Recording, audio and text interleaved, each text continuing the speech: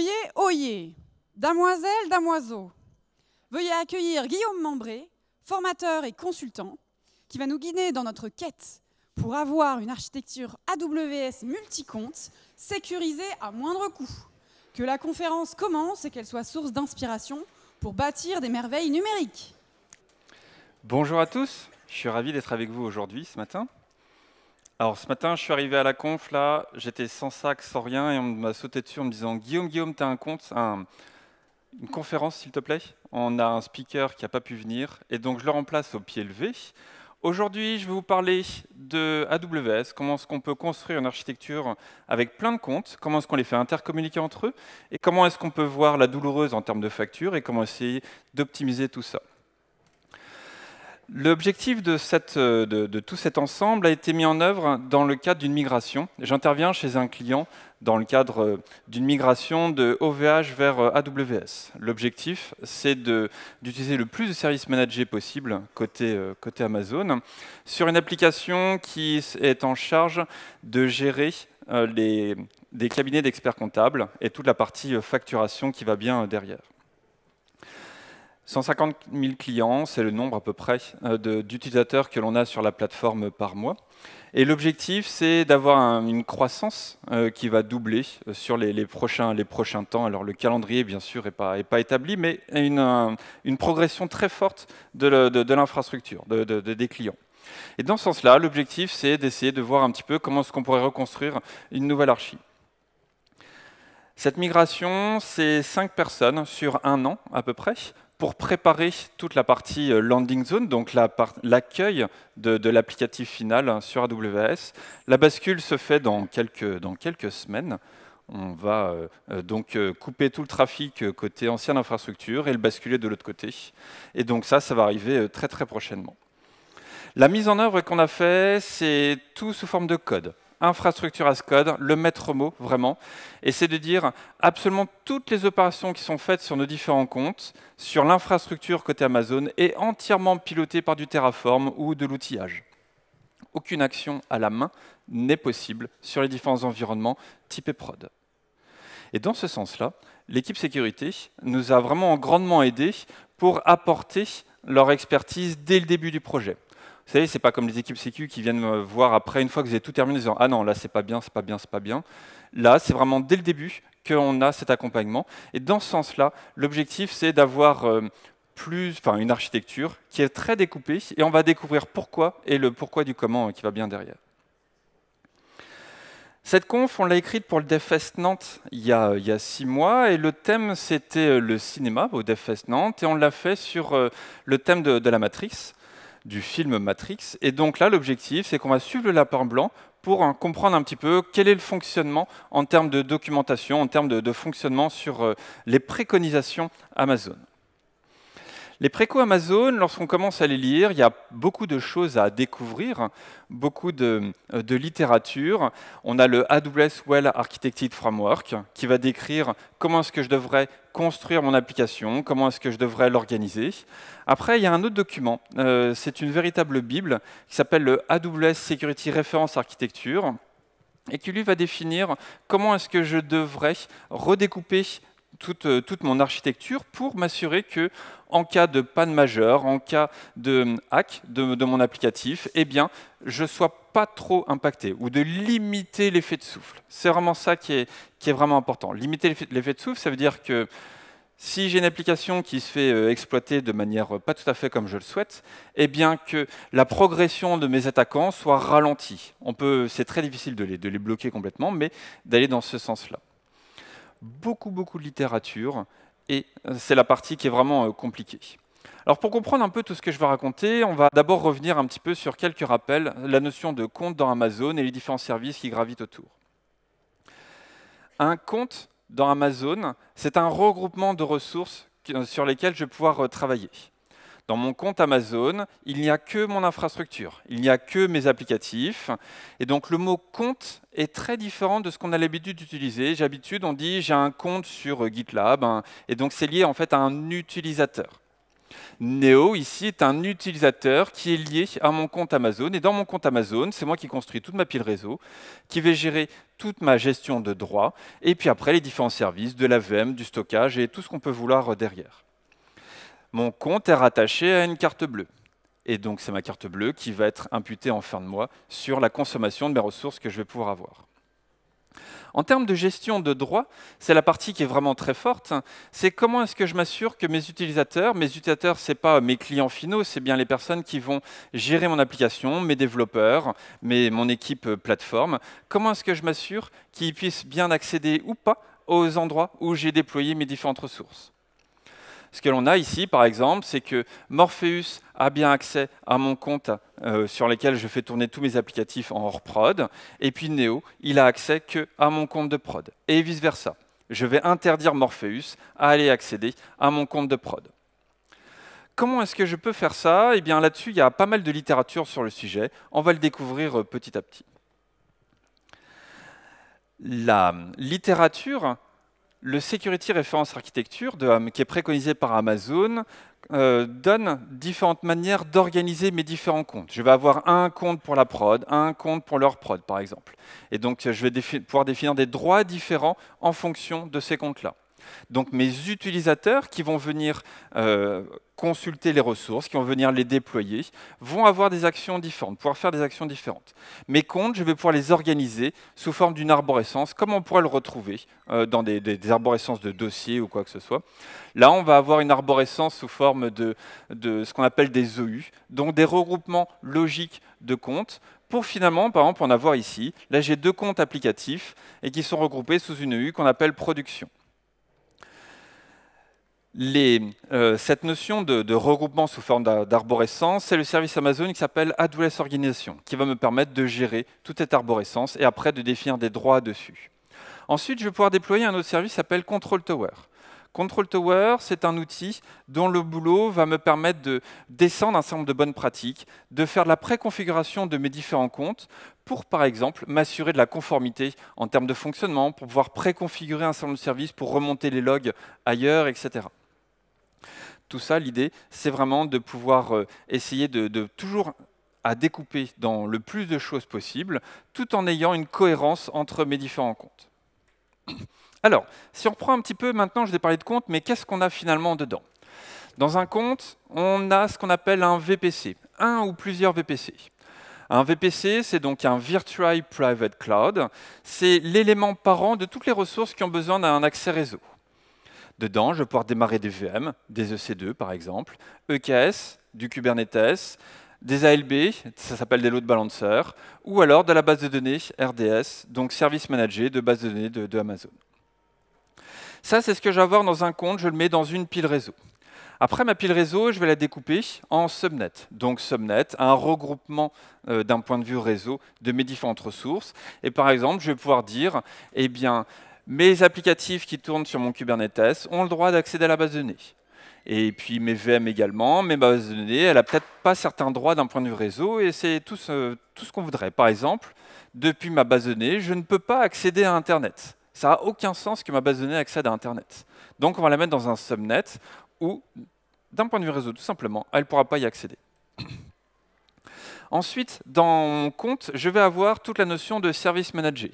Donc ce sont tous les écosystèmes qui sont fournis par Amazon et sur lesquels je vais pouvoir m'appuyer. La partie moi, qui va m'intéresser ici, ça va être par exemple la partie un WAF, donc qui va m'aider sur filtrer toutes les requêtes entrantes qui vont arriver sur mon réseau depuis le monde extérieur, du stockage managé, ou alors du SSM. Ça, c'est pour remplacer le SSH, pour me connecter à mes VM lorsque j'ai besoin de faire du debug dessus. Ces éléments-là ne résident pas sur mon réseau à proprement parler. Je vais avoir des points de contact et je vais pouvoir les contacter sous forme d'API, par exemple. Donc ça, c'est un compte à proprement parler. Ça, c'est un compte type applicatif. C'est ce que l'on a, en fait, ce type de compte. On va le répéter plusieurs fois en fonction de différentes typologies d'applications que l'on va pouvoir déployer. Ce document, donc Security Reference Architecture, définit également la notion de compte partagé et de network account. Donc, compte partagé, c'est celui que j'ai donc sur votre gauche. C'est un compte dans lequel je vais pouvoir déployer tous les services qui vont être mutualisés d'un point de vue plutôt infra entre mes applications. Dessus, par exemple, on a déployé un Elasticsearch, on a déployé toute une stack de monitoring, on a également un Kafka qui est déployé dans cet écosystème. Donc ça, c'est tous les comptes applicatifs vont pouvoir accéder à ce compte-là. D'un point de vue réseau, on verra l'interconnexion dans quelques secondes. Dedans, je vais également déployer un autre service qui s'appelle ECR, qui permet de gérer mes registries de conteneurs d'images. Ensuite, j'ai un autre compte, Network Account. C'est par ce compte-là que tout mon trafic entrant et sortant vers Internet va passer. C'est l'unique compte qui est connecté à Internet. Il est connecté à Internet par la présence d'une Internet Gateway. Et c'est cet élément-là qui va me permettre de dire est-ce que j'ai le droit de sortir ou pas sur Internet. Et puis après, je vais avoir des éléments supplémentaires pour gérer toute la partie résolution DNS notamment. Mais pas que. La résolution DNS, Route 53 qui me fait ce boulot-là. Donc dedans, il me permet de faire toute ma résolution interne, donc de AWS vers AWS, mais également depuis de AWS vers mon on-prem et de AWS vers le monde extérieur.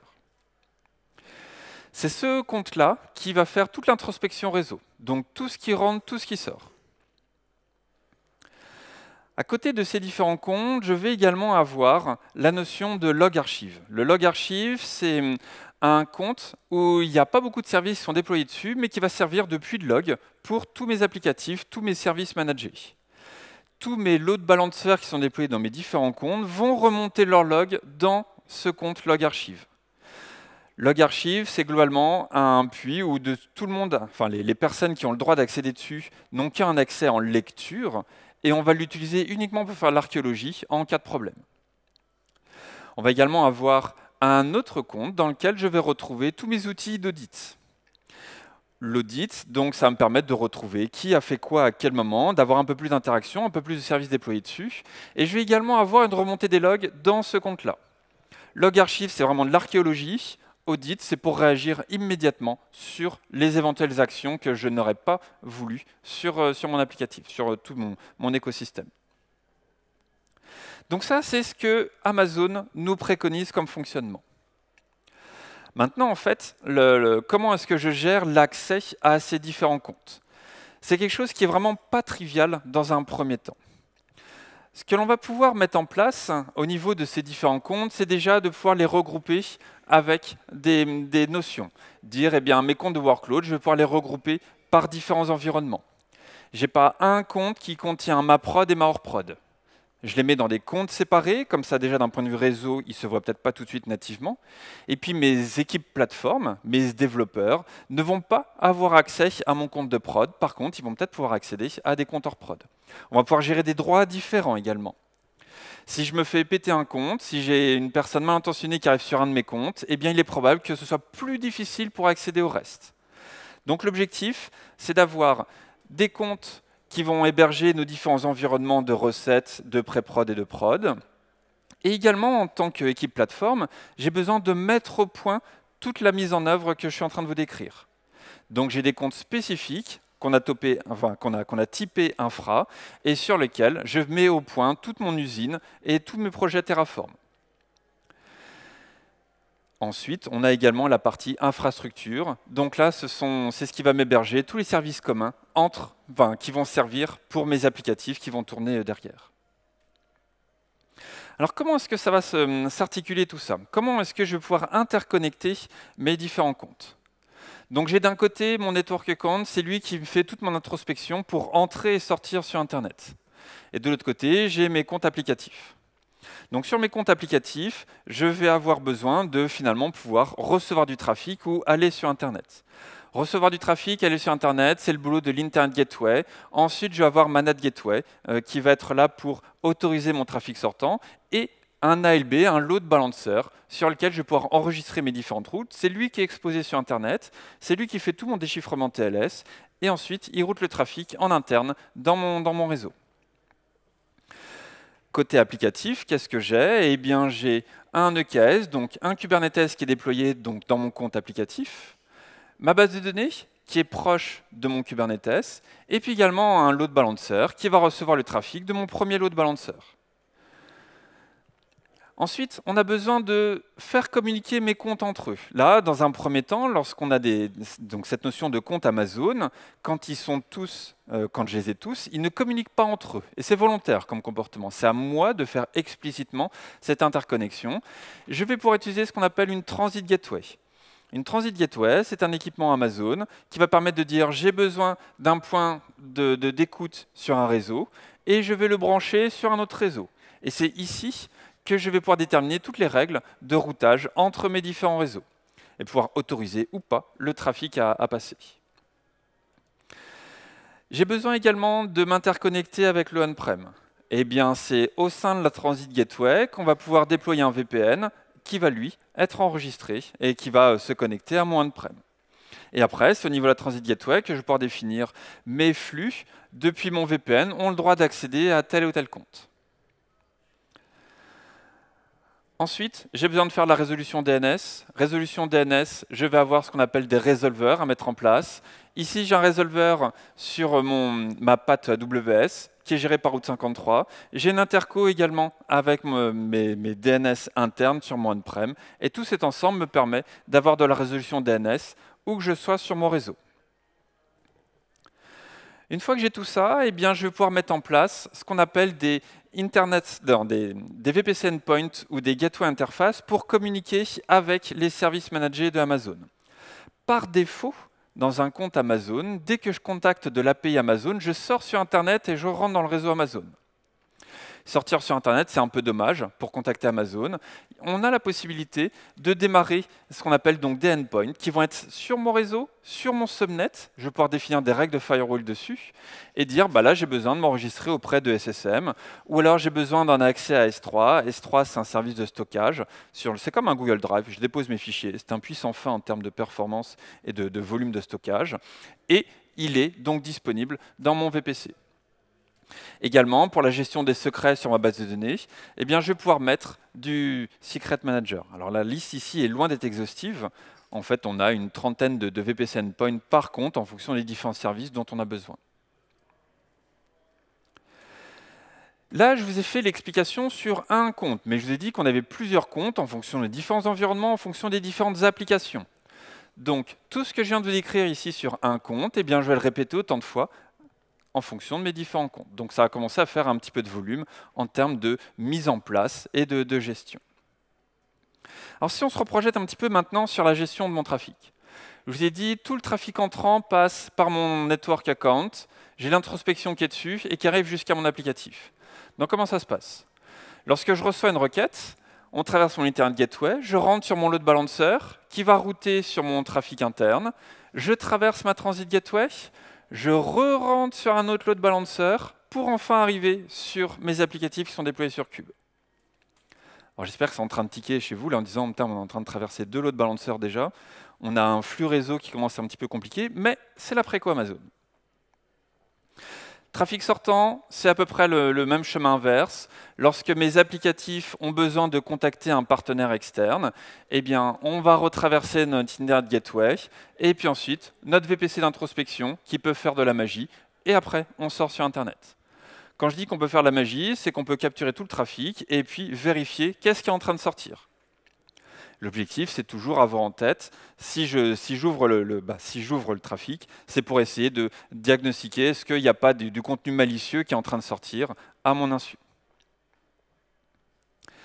Lorsque mes applicatifs ont besoin de contacter des services Amazon, eh bien on ne sort pas sur Internet, on va directement contacter nos VPC endpoints qui sont enregistrés auprès de nos subnets pour appeler l'API Amazon qui va bien pour le service dont on a besoin. Donc là, ça m'évite de sortir sur le net et d'avoir quelque chose qui reste vraiment propre dans mon VPC, qui est visible de personne d'autre. Chez tous les cloud providers, vous avez une notion de région.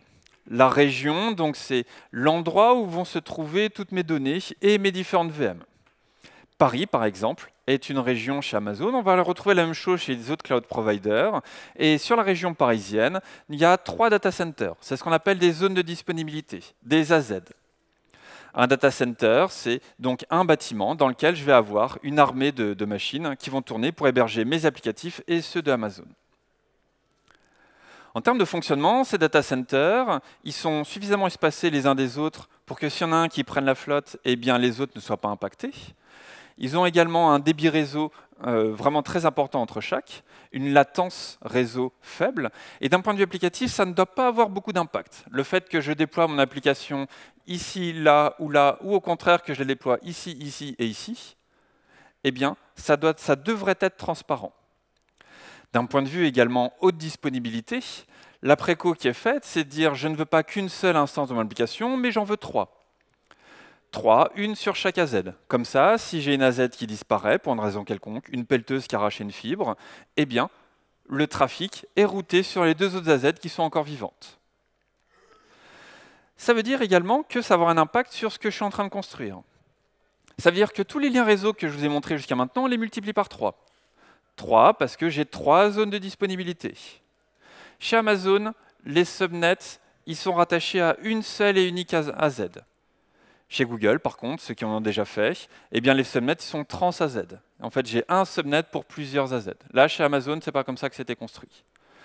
Donc, tous les points d'intercommunication que je peux avoir, il faut que je multiplie tout ça par 3 pour avoir de la haute disponibilité. Donc, lorsque j'ai des applicatifs qui vont tourner, eh bien, je vais les instancier par 3. Les connexions vers les services Amazon, je les multiplie par 3. Les liens avec la Transit Gateway, je multiplie tout par 3. Donc ça me permet d'avoir une certaine résilience en cas de panne. Donc ça, c'était la partie théorique du fonctionnement. Maintenant, il faut également se poser la question de qu'est-ce qu'on a pu choisir comme service? Est-ce qu'on reste dans le monde des bisounours ou est-ce qu'au contraire, on essaie de revenir un peu plus dur à la réalité? Quelle est la stack applicative qu'on utilise aujourd'hui? Eh bien, c'est une stack entre guillemets traditionnelle. Les fronts, c'est du Angular. Ce sont hébergés sur des NGX, donc des serveurs de fichiers statiques, services de fichiers statiques. Tout ça dans les conteneurs Docker. Le back, Spring Boot, sur du Tomcat, avec toujours du conteneur, et la partie on-prem faisait déjà tourner un Kubernetes. Ensuite, en termes de gestion de données, eh bien, base de données, c'est du Postgre, il y a un Kafka pour gérer toute la partie événementielle, et puis également du Minio pour la partie stockage des documents à plus long terme. Donc ça, c'est une stack plutôt traditionnelle en termes de fonctionnement. Quels sont les services qu'on a choisi de conserver ou ceux sur lesquels on s'est projeté plus ou moins? Stockage, en fait, il n'y a pas trop de surprises. Minio qui était utilisé, donc qui offre une API compatible S3, et donc qui me permet de déposer mes fichiers sur cet espace de stockage. Je peux les récupérer quand je veux. Eh bien, c'est le boulot de S3, le service d'Amazon qui fait ce boulot-là. Et là-dessus, on l'utilise sans trop de surprises. Il faut bien sûr gérer dessus correctement la notion de versionning des fichiers, les différentes classes de stockage. Est-ce que c'est un fichier auquel je vais accéder régulièrement ou au contraire, est-ce que j'en fais de l'archivage, histoire que la facture soit un peu moins chère. Stockage des fichiers purs sur du disque, EBS. EBS, donc c'est en fait un bloc qui est monté sur ma VM. C'est moi qui formate ce bloc-là avec le file system que je veux, et il est rattaché à ma VM. EBS, ce qu'il faut bien avoir en tête, c'est qu'il est rattaché à une seule AZ. Je vais vous expliquer il y a quelques secondes. Quand je vais déployer mes applicatifs, il faut que je les mette sur 3 AZ. Si mon espace de stockage est rattaché à une seule AZ, je perds cette AZ, eh ben ça va être compliqué pour la suite. Je ne peux pas prendre un bloc EBS et le mettre sur une autre AZ, ça n'existe pas comme fonctionnement. C'est comme ça et pas autrement. Donc si je vais un petit peu plus haut, en fait, je peux faire de l'EFS. EFS, c'est du NFS qui est managé. Donc NFS, Network File System, pour ceux qui connaissent un petit peu.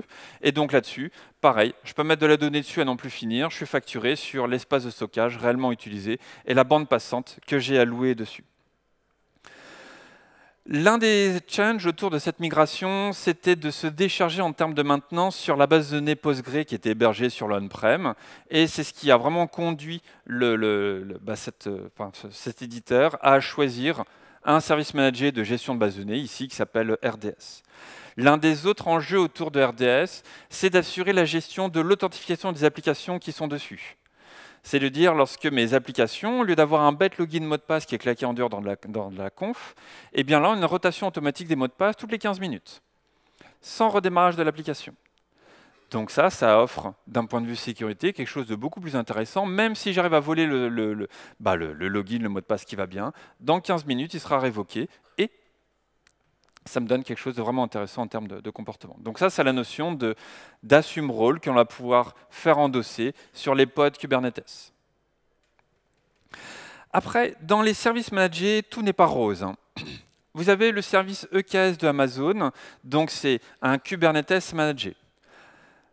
Kubernetes managé, ça veut dire que c'est tous les nœuds d'administration, ce qu'on appelle le control plane de mon cube, qui est managé par Amazon.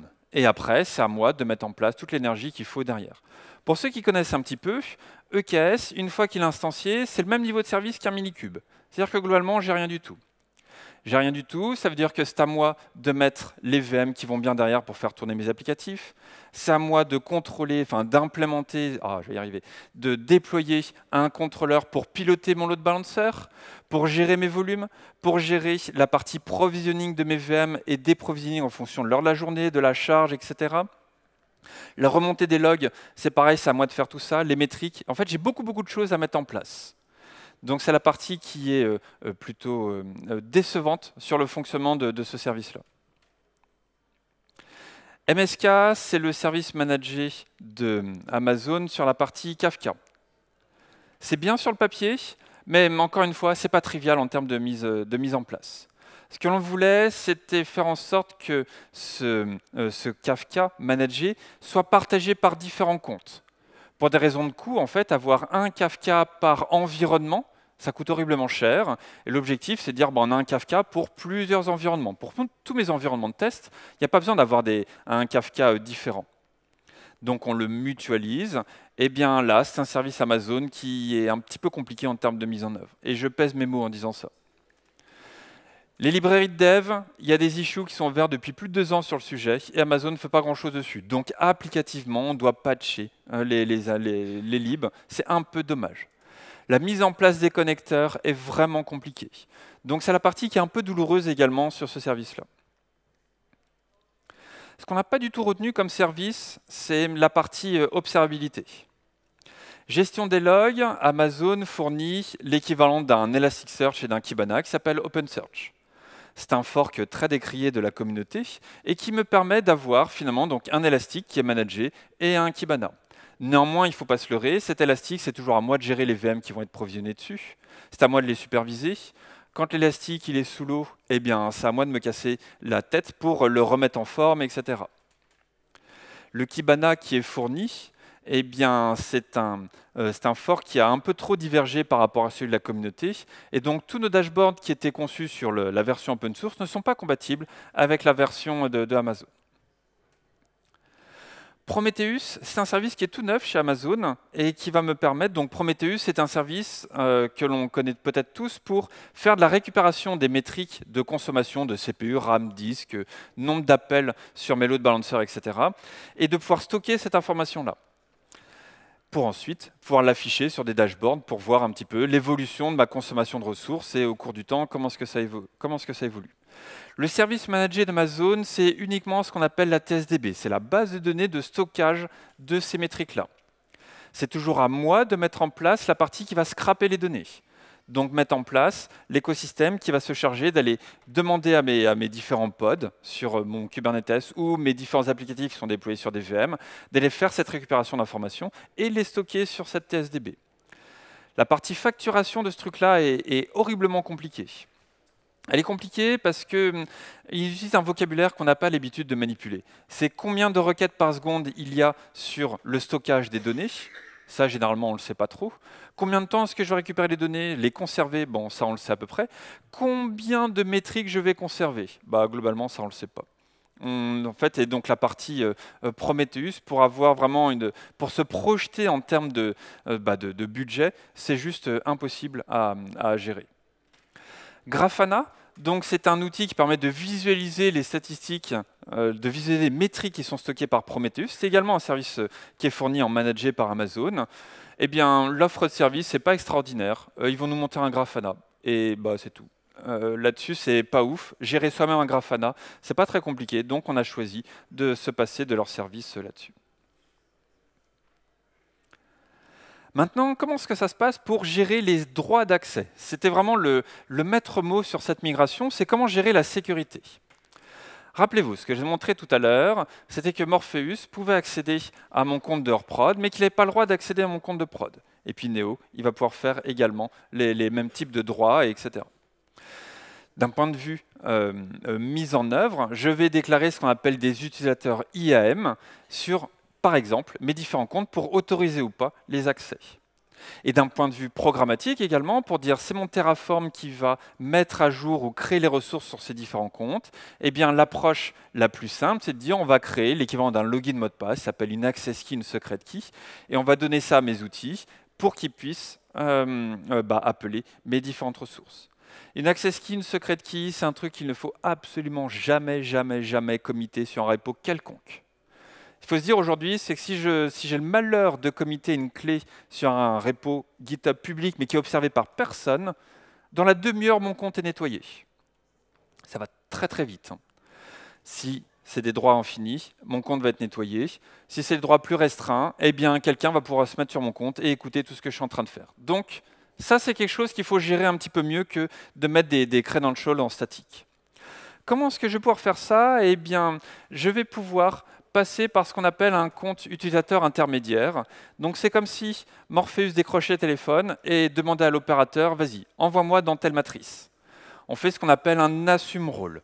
Donc on va passer par un compte Amazon intermédiaire qui va lui avoir l'énumération de tous les utilisateurs dont j'ai besoin et ensuite pouvoir me renvoyer sur un autre compte sur lequel je vais réellement avoir les droits de faire les différentes actions qui vont m'intéresser. Donc ça, c'était une mise en œuvre que l'on a fait pendant plusieurs années. Alors c'est avant la migration de ce compte-là, c'est ce qu'on pouvait faire avant, qui était particulièrement fastidieuse en termes de mise en place. Depuis pas très longtemps, on a un autre service qui s'appelle IAM Identity Center, et dont le boulot est de gérer tout ce qu'on connaît, un SSO. C'est-à-dire que je vais enregistrer mes utilisateurs dans un annuaire. Cet annuaire, ça peut être un Active Directory qui se trouve quelque part, ça n'a aucune importance. Et je vais pouvoir associer à mes utilisateurs des droits pour le dire, tu as le droit de te connecter à tel ou tel compte. Aujourd'hui, ça nous semble évident. Dans le vocabulaire Amazon, ce n'est pas si évident que ça.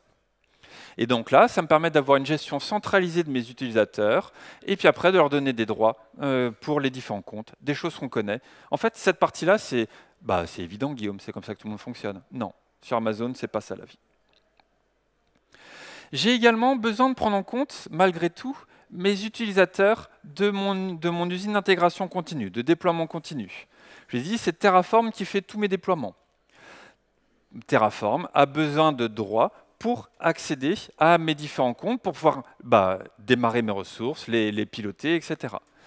Là, pour cette partie-là, eh bien, passer par le SSO, c'est extrêmement dur. Et donc, dans un premier temps, on avait une gestion des clés qui était plutôt en dur sur cette partie-là. On va revenir un tout petit peu après dessus.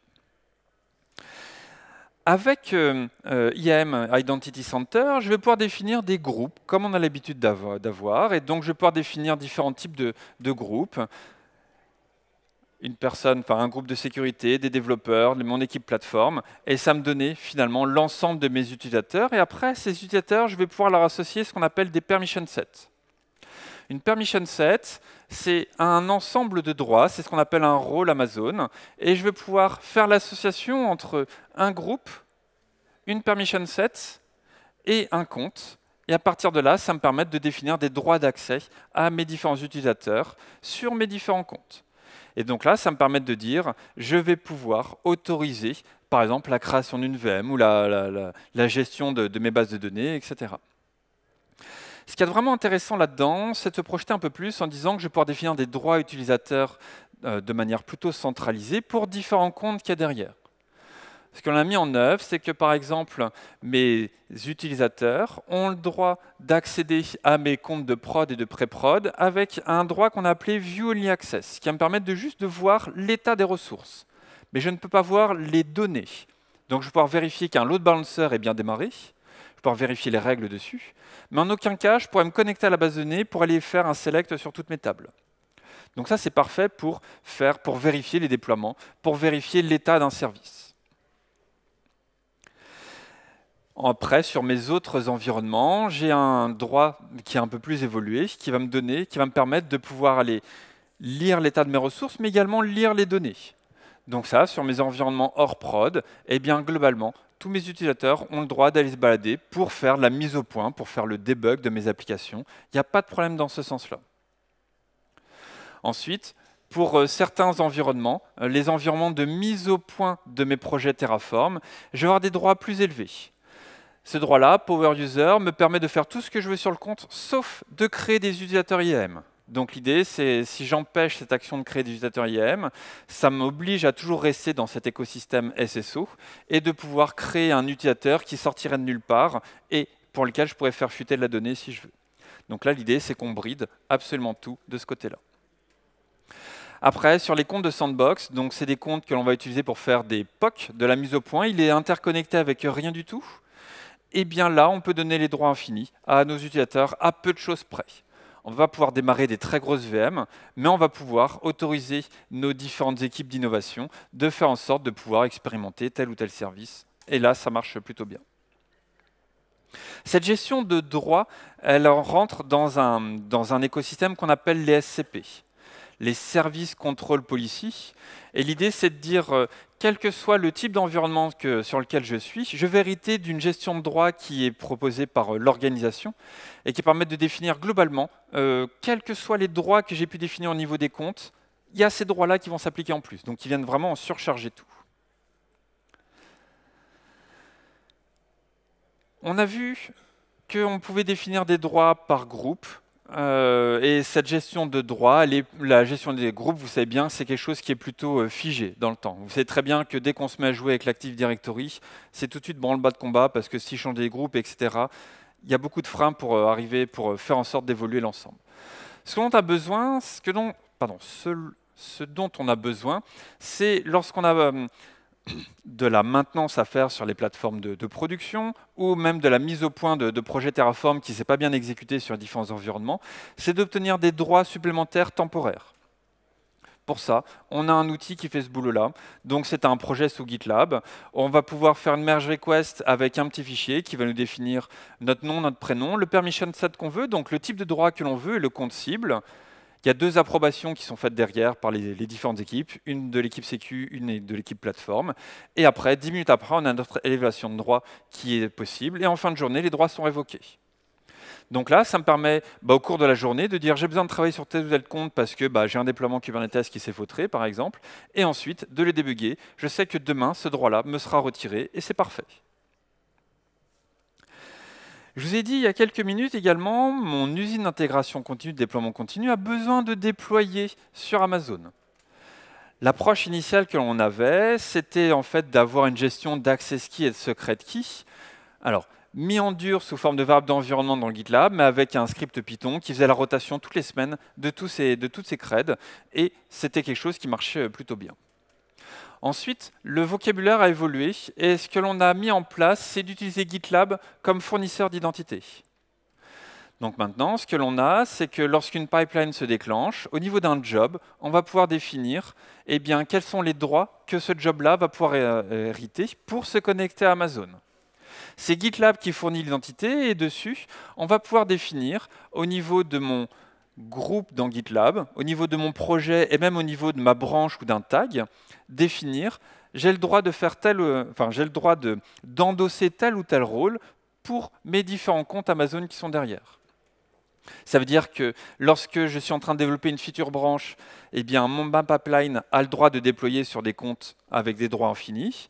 Et lorsque je vais lancer ma pipeline sur des comptes qui sont plus restreints, je vais changer de type de droit pour faire en sorte qu'elle fasse un peu moins n'importe quoi. Pour la base de données, je vous ai expliqué il y a quelques minutes également qu'on utilisait la notion de droit IAM hérité au niveau de nos applications. Ça veut dire en fait que je n'ai plus un login mot de passe qui est claqué en dur dans ma conf, mais que j'ai une mécanique. Alors il y a un impact applicatif, il faut intégrer le SDK Amazon dans mon application. Pour me connecter, il y a une chaîne de connexion qui va bien lorsqu'on va lui donner la configuration. Alors dans du Java, c'est au lieu d'écrire JDBC de point quelque chose, j'ai une chaîne un tout petit peu différente.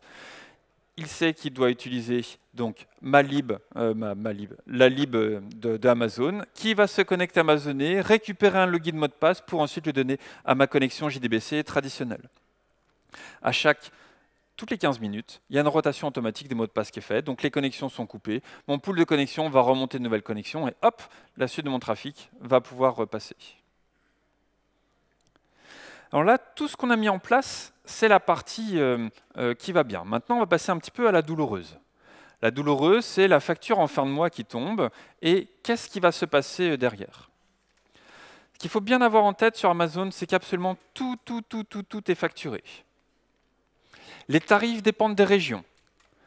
Si je suis à Paris, ça me coûte plus cher que si je suis en Irlande, ça me coûte plus cher que si je suis en Virginie. Ma Transit Gateway, rappelez-vous, c'est l'un des composants, on va le revoir dans quelques secondes, qui était au centre de tous mes comptes pour interconnecter tous mes comptes. Cet élément-là est plutôt onéreux. Je vais être facturé dessus sur 2 éléments. Je vais être facturé sur l'interconnexion au niveau de chacun de mes subnets. Je vais être également facturé sur le volume de données qui va la traverser. Si je prends un tout petit exemple, 4 comptes à interconnecter entre eux. Comme on fait de la haute disponibilité, j'ai 3 interfaces par compte, par 730 heures par mois. Eh bien, ça me fait un équipement qui me coûte 520 $ par mois à rien faire, juste à faire communiquer des gens entre eux, et je n'ai même pas fait circuler de volume dedans. Et vous voyez, on a 2 centimes du giga, et 2 centimes du giga, ça monte extrêmement vite. Donc ça, c'est un élément que je vais vraiment devoir prendre en compte dans la construction de mon architecture. En fait, quels sont les points de coût, quels sont les éléments de coût sur mon infrastructure? Donc je reprends le diagramme que je vous ai présenté tout à l'heure, et on va revoir petit à petit. Ma Transit Gateway, donc, c'est un élément qui va me coûter vraiment plutôt cher. Ensuite, je vais avoir les différents endpoints pour me rattacher à ma Transit Gateway. J'ai également mes résolveurs DNS qui vont me coûter. J'ai mes endpoints vers les services Amazon qui vont me coûter. J'ai également ma partie, c'est quoi ce qui vient d'apparaître ici là? Pardon. Merde. Pardon. Hop. Mes résolveurs et mes load balancers. Un load balancer ici, un autre là-bas. Un load balancer, il est facturé également sur le trafic qui le traverse. Donc quand je reçois une requête, ma requête rentre dans mon premier load balancer, je suis facturé sur le volume. Je traverse ma Transit Gateway, je suis facturé toujours sur le volume. Et j'arrive sur cet autre load balancer, je suis facturé sur le volume. En appliquant les specs Amazon, les préco Amazon, pour une requête qui rentre, je suis facturé 3 fois dessus. Donc ça devient un petit peu dur en termes de gestion. Si on met tout ça bout à bout, combien est-ce que ça me coûte? Donc pour 4 comptes par mois, sans volume de données. On est à 1 600 $. Alors ça peut paraître beaucoup ou pas beaucoup. Ce qu'il ne faut pas oublier néanmoins, c'est que moi, j'ai aucun équipement à gérer. Tout ça, c'est en haute disponibilité nativement. Par contre, j'ai toujours aucune prod qui tourne là-dessus. Donc ça veut dire que c'est vraiment un coût fixe que je vais avoir sur mes comptes. Et c'est carrément linéaire. Plus j'ajoute de comptes, plus ça va me coûter, plus cette partie-là va augmenter. Qu'est-ce que je peux faire pour essayer d'optimiser tout ça? Eh bien, au niveau de ma Transit Gateway, je vais chercher à couper mes différents liens. En fait, il n'y a pas que la Transit Gateway qui me permet d'interconnecter mes différents comptes. On peut faire ce qu'on appelle du VPC peering. Le VPC peering, ça consiste à dire explicitement ce VPC et celui de mon autre compte, ils ont le droit de communiquer entre eux. Là où la Transit Gateway, j'ai une gestion centralisée de mes interconnexions avec mes différents comptes. Là, c'est par compte que je vais dire, toi, tu as le droit de communiquer avec un tel, etc. Donc, dans ma Transit Gateway, j'ai finalement une matrice et puis je gère toutes mes routes réseau. Là, c'est au niveau de chaque compte, c'est à moi de me poser la question, ah oui, lui, il dialogue avec quel autre, etc. C'est un peu plus compliqué en termes de gestion, mais comme tout est automatisé, finalement, ça se fait plutôt bien. Également, il y a une notion que la Transit Gateway me permettait de faire, c'est ce qu'on appelle la transitivité des VPC. C'est-à-dire que VPC A a le droit de communiquer avec VPC B. B a le droit de communiquer avec C. Quand je passe par une Transit Gateway, A a le droit de communiquer avec C. Quand je fais du peering, cette transitivité disparaît. Ce que ça provoque en fait derrière, c'est que Internet c'est considéré comme un VPC. Donc c'est un autre élément réseau qui se trouve ailleurs. Si je fais rien de plus que de faire du peering et que je veux toujours sortir sur Internet, eh bien, pour accéder jusqu'ici, j'y arriverai pas. On met en place un proxy. Lui, en plus, il va avoir d'autres vocations de toujours continuer à filtrer mon trafic sortant. Et là, ça me permet de résoudre cette problématique de transitivité. Je vais également avoir besoin de gérer d'essayer d'économiser sur mes VPC endpoints. C'est ce qui me permet de communiquer avec l'API Amazon et de pouvoir factoriser tous ces points d'interconnexion. Comment est-ce que je vais pouvoir faire ça? Eh bien, en fait, je vais pouvoir déplacer mes endpoints dans mon compte de network. Plutôt que d'en avoir, donc System Manager, de l'avoir tous ces endpoints-là par compte, et donc d'avoir une facturation en conséquence, eh bien, je les mets à un seul endroit. Alors, il y a quelques petites magies à faire derrière. Il faut mettre en place ce qu'on appelle du DNS monteur pour dire que quand mon cube ici veut accéder à un endpoint, eh bien, il va demander au DNS où se trouve le endpoint, et puis là, il faut faire la surcharge pour lui dire en fait, il n'est pas ici, il est tout là-bas. Et donc là, on retraverse tout le réseau pour y arriver. D'un point de vue latence, ça ne change absolument rien. Par contre, on ne va pas le faire pour tous les services. S3, la gateway interface, elle est rattachée à un VPC complet et pas un subnet. Elle est gratuite, donc on ne va pas se casser la tête à la mutualiser. Mes subnets de base de données, je vous ai dit que je ne voulais pas qu'ils communiquent avec le reste du monde. Je ne veux pas que mon subnet puisse d'une quelconque manière accéder à mon compte de network. Donc lui, on assume le fait qu'on a encore nos connexions vers les services Amazon dont il a besoin pour fonctionner. Interface Gateway, je viens d'en parler. Et après, mon flux réseau rentrant, rappelez-vous, j'ai dit on traverse un load balancer, ma transit gateway, mon load balancer. Ça a bien 2 minutes, mais en termes de maintenance, c'est juste un enfer. Et bien là, on va rajouter un nouveau subnet public au niveau de mes comptes applicatifs. Dans ce subnet public, on va mettre mon load balancer, mon Internet Gateway. Comme ça, là, c'est mon trafic entrant qui passe directement dans ce load balancer. Et j'ai bien la communication qui est beaucoup plus facile. Et la gestion de mon load balancer depuis mon cube est carrément simplifiée. Néanmoins, je ne mets pas ce qu'on appelle une NAT Gateway, et ce qui va m'aider à ce que mes applicatifs ne puissent pas sortir par ce compte-là, mais toujours ressortir par mon VPC d'introspection qui se trouve à l'autre bout de mon réseau. En termes d'économie également, les éléments sur lesquels on peut tailler, c'est le fait que mes environnements soient disponibles ou pas en fonction des heures de la journée. La nuit, le week-end, je n'ai pas d'humain qui travaille sur mes environnements hors prod, donc je peux les couper.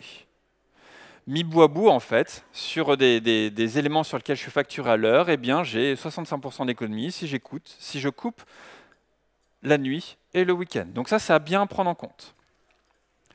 Ce que je peux faire également comme économie, c'est de couper tous mes nœuds de mon cube, pareil le soir et le week-end. Je peux également arrêter mes bases de données. Lorsqu'on travaille avec Terraform, on a des feature branches. Avec GitLab, on peut lui dire sur la notion d'environnement, au bout de 48 heures, s'il n'y a plus d'activité sur ma branche, alors tu lances la pipeline de destruction. Toutes les semaines, on a également une notion de revue de code pour s'assurer que les coûts ne dérivent pas de manière incontrôlée et qu'on a bien éteint les services qui allaient bien. Donc si on remet toutes les optimisations là, dont je viens de parler, qu'est-ce que ça nous donne ? Rappelez-vous, avant, on était à 1 600 $ par mois sur 4 comptes. Maintenant, on est passé à 500 $. Et donc là, ça va nous permettre vraiment de gagner de manière non négligeable la gestion de tout ça. Alors certes, il y a la charge du ROM pour mettre en place tout ça. Il ne faut pas se leurrer. Là, si j'économise d'un côté, c'est que je vais dépenser de l'autre. Néanmoins, cette charge du ROM, eh bien, elle est largement rentabilisée parce qu'on augmente de plus en plus le nombre de comptes. Aujourd'hui, on est à 35 comptes. Là où cette projection, je l'ai faite à 4. Donc vous imaginez un petit peu le gain que l'on peut avoir derrière.